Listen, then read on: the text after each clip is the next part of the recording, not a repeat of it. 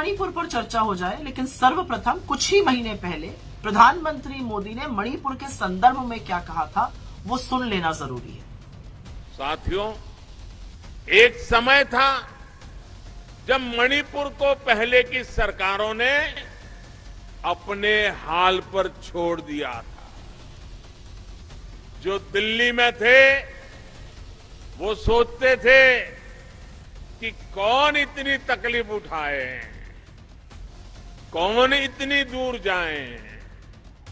जब अपनों से ऐसी बेरुखी रहेगी तो दूरियां बढ़ेगी।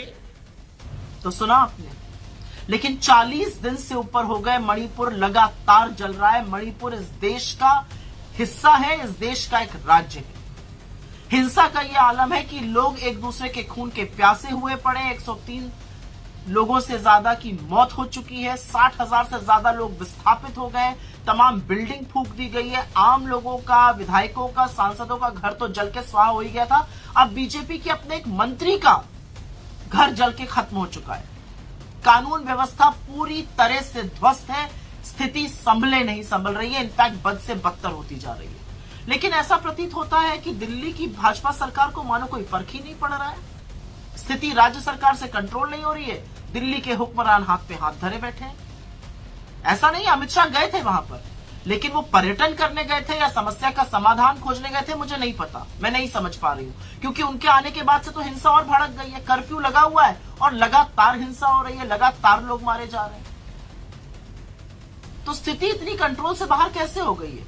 इस देश के प्रधानमंत्री जब वहां पर चुनाव प्रचार कर रहे थे, नरेंद्र मोदी जी, तो अगले 25 साल की नींव रखने की बात करते थे। अब जब हिंसा भड़की हुई है तो ना शांति की एक अपील है, ना एक सार्वजनिक रूप से उन्होंने शब्द बोला है इस हिंसा के खिलाफ, इन मौतों के खिलाफ।